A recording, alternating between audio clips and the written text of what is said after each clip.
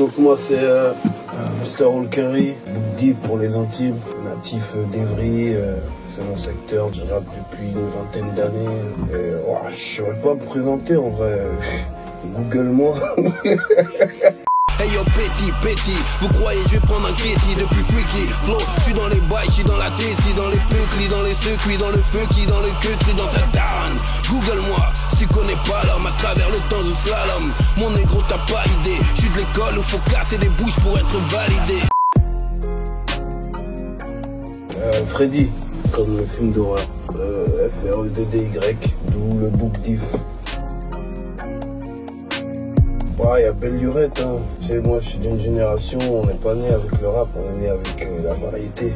Et petit à petit, avec certaines chaînes, certaines émissions, MTV, au rap, tout ça, on a découvert l'opéra, la hype que ça donne. Et j'ai commencé vers mes 10 piges à me concentrer sur la recherche des titres, puis découvrir le rap en français aussi. Puis direct, ça m'a fait kiffer, j'ai commencé à écrire un peu en scred et puis avec un groupe d'amis on a commencé à faire nos bails. Tu vois, il n'y avait pas vraiment d'anciens qui faisaient du rap avant, donc on a ouvert la brèche un peu dans notre secteur, quoi. J'ai plus vraiment d'influence actuellement, mais j'ai toujours été hypé par le rap new-yorkais. Tout ce qui est Wu-Tang, Mobb Deep, en français c'était quoi? C'était Sashpo, c'était Time Bomb, c'était La Clica. C'est des trucs qui m'ont vraiment lancé. Alors là, je saurais pas te dire. Aujourd'hui, c'est un peu plus easy de prendre la température. Il y a le thermomètre des réseaux sociaux. Peut-être abattu du vécu, peut-être scène de bâtard, peut-être Pom Pom avec Factor X, peut-être La Faucheuse. Franchement, aucune idée.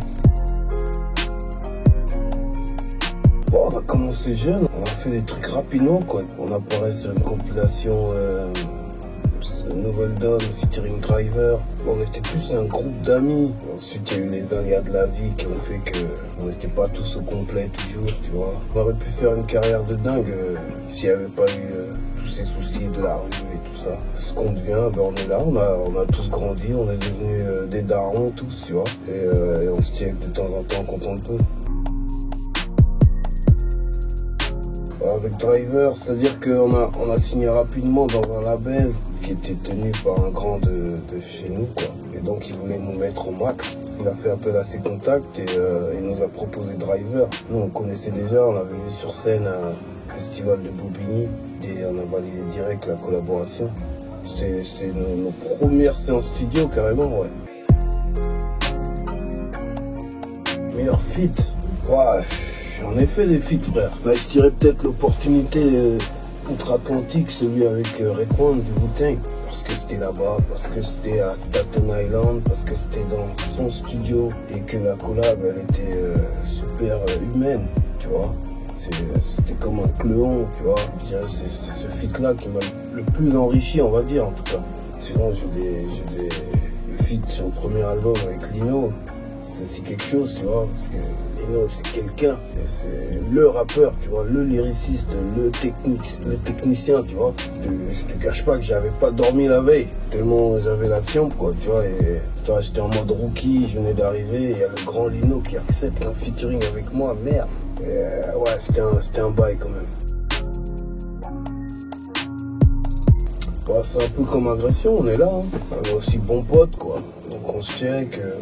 On a fait le projet, c'était pour fêter les 5 ans de Nouvelle Donne, plutôt que de faire une nouvelle compile. On va rassembler le noyau des artistes produits, et puis on va essayer de faire un projet comme ça. Par hasard, ça a donné naissance à Factor X, et puis ça a cartonné sur quelques singles. Aujourd'hui, on se voit, on enregistre encore des titres. S'il y a moyen, on les enverra aussi, hein. Depuis le début de ma carrière, je suis toujours les influences qui m'entourent, en fait. J'ai jamais vraiment fixé de limite. Je peux être dans une ère kung-fu, je regarde plein de films chinois, tu le ressentiras dans mes textes. Influence manga, parce que c'est peut-être ma période où j'en mate beaucoup. Il n'y a pas de calcul en vrai. Bon, le rap aujourd'hui, il y a ses avantages et ses inconvénients. Je suis un peu nostalgique d'une certaine ambiance. Et en même temps, je suis content de certains détails qui me plaisent aujourd'hui, quoi. Tu vois, à l'époque, vraiment, le rap, c'était fermé. C'était pas tout le monde. La qualité était limitée. C'est-à-dire que si c'était trop large, t'avais plus de crédit. Si c'était trop doux, t'avais plus de crédit. C'était limite, t'étais obligé d'être hardcore quelque part. Aujourd'hui, il n'y a plus cette obligation. T'as le droit d'être toi-même, puis ça passe ou ça casse, quoi. J'aime bien aussi le système du stream. Ça change des CD que tu perds, que tu rayes, que tu prêtes. Tu vois, aujourd'hui, le fait d'avoir Shazam et puis les plateformes de streaming, t'es là, t'écoutes un son, tu le mets dans ta playlist. J'aime bien le système. L'univers dont je suis nostalgique, c'est l'univers compétitif en termes de performance. C'est mon école, tu vois, je suis né dans ça où il faut envoyer, c'est-à-dire qu'à l'époque où tu posais un freestyle juste en 16 mesures à la radio, t'avais le buzz dans Paname pendant un mois. Et aujourd'hui, on ne juge plus vraiment à ça, donc quelque part, ça me manque. Je sais pas, qu'est-ce que tu entends par unité? Tout le monde se donne la main, on s'aime tous. Je pense qu'il n'y a jamais eu ça. Moi, je pense qu'il y a les gros qui collaborent entre eux et les petits peu qui se battent entre eux. Parce que comme dans tout, il y a le copinage, il y a les contacts, l'unité par intérêt uniquement, je pense. Bien sûr que je préfère le rap d'avant. Le mouvement que ça donnait, c'était à nous, c'est pas à l'industrie. La démarche de recherche des artistes, tu vois, on kiffait des artistes qu'on n'avait jamais vus. C'est-à-dire pendant des années, tu kiffes une voix, tu sais pas à quoi il ressemble le bouc. Je veux pas juste paraître vieux jeu. Je suis dans le game aujourd'hui, j'ai vécu le game d'avant et j'ai juste une préférence. Bah c'est magnifique, frère. Agression verbale dont on parlait. Notre fer de lance, c'était de mettre le 9-1 sur la carte du rap game. Tu vois, à l'époque, on écoutait la radio, il y avait des dédicaces sur tous les départements, sauf le nôtre, parce qu'on n'était pas représentés.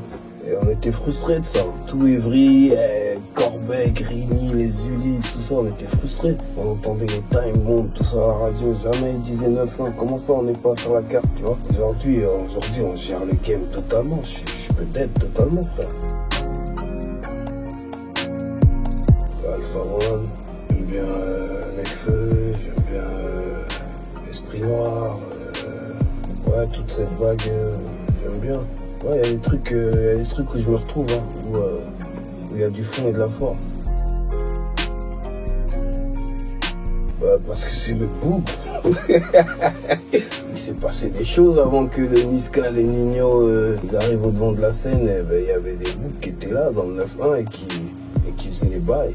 Ben, c'est ces boucs qui font la compil one dans laquelle je performe. Je sais pas quoi conseiller parce que y a des artistes qui arrivent dans ce game juste pour faire un coup. Parce qu'il y a du bif dans ce game. Kiffe ton bail. Tu vois, kiffe ton truc. C'est tout ce que je peux dire. S'il n'y a pas de sensation, il n'y a pas de feeling avec la musique, il n'y a pas un truc qui te fait vibrer, laisse tomber. Dernier mot pour la fin, 2020, j'arrive avec une série de EP. Le premier arrivera en avril et puis tous les 3-4 mois, je sortirai un 6-7 titres bien taffés, bien modelés, quoi.